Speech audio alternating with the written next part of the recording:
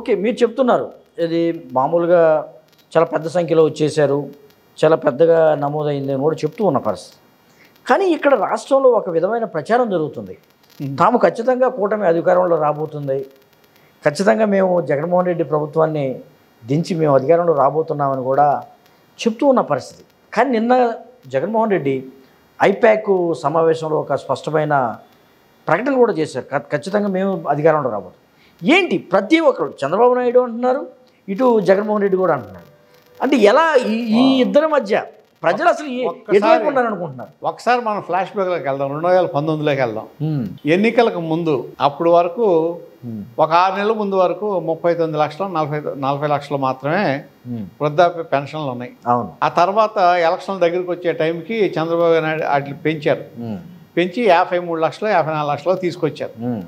అప్పుడు తీసుకొచ్చారు. అవును. తర్వాత డాక్రా మహిళలకి 10,000 రూపాయలు 3 సార్లు 3 చెక్కులు ఇచ్చి ఇది ఎన్నికల్లోకి ఒక నెల ముందు అట్లా కొద్ది రోజుల ముందు ఇచ్చిన తర్వాత దాంట్లో కొన్ని అయితే పోస్ట్ డేట్ చెక్కులు ఉన్నాయి. ఎలక్షన్ అయిన తర్వాత ఇచ్చే చెక్కులు కూడా ఉన్నాయి పోస్ట్ డేట్. అంటే ఏంటి అక్కడ, ఇదిగో ఈ 3,000 మీకు ఇస్తున్నాం, ఈ 4,000 ఇప్పుడు వస్తాయి, ఈ మిగిలిన మీరు నాకు ఓటెత్తేనే వస్తాయి లేకపోతే రావు అన్నట్టు అదొక సంకేతం. పోస్ట్ డేటెడ్ చెక్ మీన్స్ అదే కదా. ఈ విధంగా ఇచ్చినా సరే అవుట్ రైట్గా తిరస్కరించారు. ఆ రోజున లేడీస్ విపరీతంగా వచ్చారు ఓటింగ్కి, మధ్యాహ్నం తర్వాతే. అవును. ఓటింగ్ శాతం మీరు గుర్తు తెచ్చుకోండి, మధ్యాహ్నానికి తక్కువ ఉంది. అవును. చంద్రబాబు నాయుడు గారు అప్పీల్ చేశారు, మీరందరూ రండి, ఆయన అప్పీల్ చేశారు, మీరందరూ వచ్చి ఓటేయండి, జగన్మోహన్ రెడ్డిని ఓడించాలి అని చెప్తే లేడీస్ వచ్చేస్తే నా పిలుపుని వచ్చారు లేడీస్, ఇక మాది అయిపోయిందని చెప్పి తెలుగుదేశం మొత్తం సంబరాలు పడిపోయారు. 2019 వచ్చి ఏం చేశారు, ఫ్యాన్ గుర్తు ఓటేశారు, జగన్మోహన్ రెడ్డి ఓటేశారు. మీ బ్లాక్మెయిల్కి పనిచేయాల, మీ పోస్ట్ డేటెడ్ చెక్లు పనిచేయాల, మీరు ఇచ్చిన తాయిలాలు పనిచేయాల.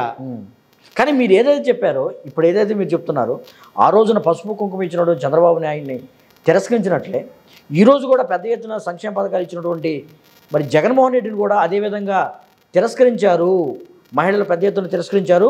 మా కూటమి మేనిఫెస్టో ఏదైతే ఉందో దానికి పెద్దపేట వేస్తూ మాకు సపోర్ట్ చేశారని కూడా కూటమి నాయకులు చెప్తున్న పరిస్థితి. మీరు ఒకసారి ప్రజల దగ్గరికి వెళ్ళి కూటమి మేనిఫెస్టో ఏంటో అడగండి, ఎవరికైనా తెలిసేమో.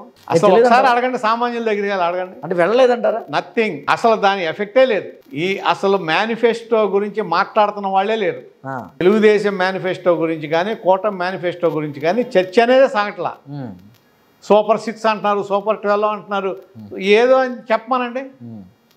అది వెళ్ళలా, జనంలోకి వెళ్ళలా. రెండోది, మీరు ఇందాక అన్నారు కదా, చంద్రబాబు నాయుడు గారు పూర్తిగా ఇవ్వాల కొంత. నేననేది ఇందాకే చెప్పా, పోస్ట్ డేటెడ్ చెక్స్. ఇక్కడ అట్లా కాదు, ఇచ్చేశారు. జగన్మోహన్ రెడ్డి గారు ఇచ్చేశారు. ఇవ్వటం కూడా ఎట్లిచ్చాడు, నవ్వుతో నా భవిష్యత్ అన్నట్టుగా. ఇవాళ కానీ ఇంతకు ముందు కానీ ఏ రాష్ట్ర ప్రభుత్వం ఇవ్వనంతగా ఆడవాళ్ళకి మహిళలకి 2,83,000 కోట్లు ఇచ్చాడు. డీబీటీ 2,83,000 కోట్లు డీబీటీ ద్వారా, నాన్ డీబీటీ ద్వారా 2,83,000 కోట్లు. ఓకే, అదేం చిన్నది కాదే. అవును. అలాగే 31 లక్షల పైన వాళ్ళకి ఇళ్ల స్థలాలు ఇచ్చాడు, ఇళ్ల పట్టాలు ఇచ్చాడు. ఇళ్ల పట్టాలు 31 లక్షల మందికి ఇచ్చాడు. అవును. మరి అలాగే 22 లక్షల ఇళ్ళు కట్టారు. అవును. ఇప్పటికే. తర్వాత అమ్మఒడి తీసుకుంటే దాదాపు 45 లక్షల మందికి అమ్మఒడి పడింది. అవును. అట్లా మీరు తీసుకుంటే, అలాగే డ్వాక్రా మహిళలు తీసుకోండి, 26,000 కోట్లు పడినాయి. డ్వాక్రా మహిళలకి 26,000 కోట్లు ఈ మధ్యన పడింది కాకుండా. అవునవును. 26,000 కోట్లు దాదాపు 1 కోటి మంది మహిళలకి. అవును. అలాగే ఆసరా అనుకోవచ్చు, ఆసరా, చేయూత. ఈ విధంగా చూసుకుంటే మీరు ఎంత లబ్ధి చేకూరింది అనేది ఇప్పుడు మాటలు కాదు, అక్కడ చేతలు. ఇప్పుడు చంద్రబాబు నాయుడు గారు ఏం చేసినా కండిషన్ సప్లై ఉంటుంది కింద, ఇక్కడ అది లేదు కదా. నో కండిషన్స్ డైరెక్ట్గా వెళ్ళిపోయినాయి. అది కూడా ఈ 2,83,000 కోట్లు రూపాయి అవినీతి లేకుండా, ₹1 దారి మళ్ళకుండా డైరెక్ట్గా బెనిఫిషియరీ చేతిలోకి వెళ్ళింది. కరెక్టే. అది మహిళలకి మైండ్లోకి ఎక్కబట్టే ఒక పక్క మహిళలు వాళ్ళు లబ్ధి పొందారు, వృద్ధులు లబ్ధి పొందారు, స్టూడెంట్స్ లబ్ధి పొందారు. ఇవన్నీ చిన్న చిన్నవి కాదు, చాలా పెద్ద పెద్ద మొత్తంలో. ఇంకా నేను రైతుల గురించి మాట్లాడుతున్నా, రైతులు ఉన్నారు. ఇంకా ఇన్ని వర్గాలకి మేలు చేకూరిన తర్వాత వాళ్ళు వచ్చి మా కోసం ఓటేశారంటే వాళ్ళని చూసి జాలిపడాలి తప్ప మనం ఇంకేం చేయలేము.